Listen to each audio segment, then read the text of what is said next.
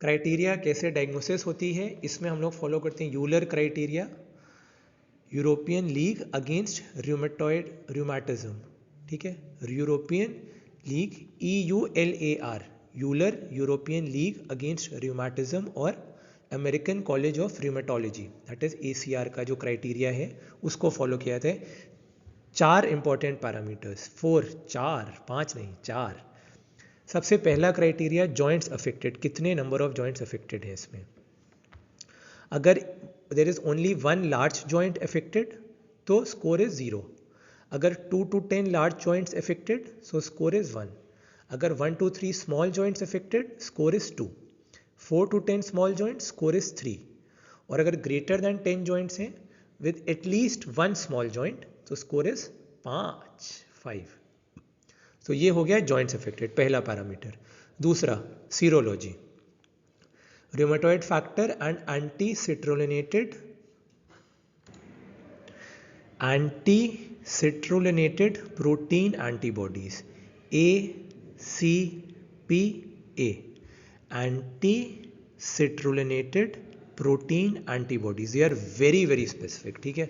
Rheumatoid factor तो चलो हुआ स्पेसिफिक, बट इतना नहीं जितना कि ACPA होता है, which stands for anti citrullinated protein antibodies, ठीक। तो अगर negative rheumatoid factor and ACPA है तो स्कोर इज, आओ सिखाऊं तुम्हें अंडे का फंडा, ये नहीं प्यारे कोई मामूली बंदा, स्कोर इज अंडा, ठीक।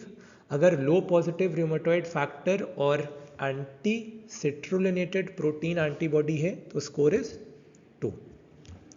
अगर हाई पॉजिटिव रूमेटॉइड फैक्टर और एंटी सिट्रोलिनेटेड प्रोटीन एंटीबॉडी है स्कोर इज 3। अब जॉइंट्स अफेक्टेड हो गया, सीरोलॉजी हो गया। तीसरा पैरामीटर ड्यूरेशन ऑफ सिम्टम्स, अगर लेस दैन 6 वीक्स है, आओ सिखाऊं तुम्हें अंडे का फंडा, duration of symptoms less than 6 weeks है तो 0। अगर duration of symptoms more than 6 weeks है तो 1। चौथा आखिरी parameter acute phase reactants, that is C reactive protein and erythrocytic sedimentation rate. So अगर C रिएक्टिव प्रोटीन और एरिथ्रोसाइटिक सेडिमेंटेशन रेट का लेवल नॉर्मल है, नॉर्मल CRP एंड ESR, तो score 0। अगर अब नॉर्मल CRP और ESR तो score 1।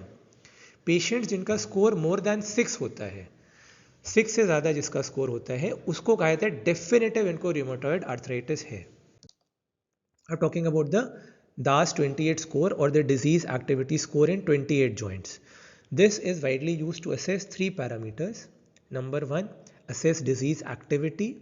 Number 2, assess the response to treatment. And number 3, to assess the need for biological therapy. Biologics देने हैं कि नहीं। डेटा को एंटर किया जाता है into a calculator to generate a numerical score. जितनी हाई वैल्यू उतनी ज़्यादा डिजीज एक्टिव, ठीक। तो कैलकुलेशन करते कैसे हैं DAS 28 का।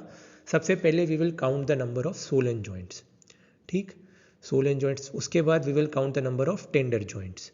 फिर we will measure the erythrocyte sedimentation rate ESR। We will note patient global health assessment 1 to 100। फिर डेटा को कैलकुलेटर में एंटर कर देंगे, वेबसाइट लिखी हुई है। फिर इंटरप्रिटेशन, अगर मोर देन 5.1 हाई एक्टिविटी, 3.2 से ज़्यादा बट 5.1 से कम तो मॉडरेट एक्टिविटी, 2.6 to 3.2 तो लो डिजीज एक्टिविटी, और अगर लेस दैन 2.6 है तो रेमिशन में, मतलब अब वो बंदा या बंदी ठीक हो रहा है या रही है।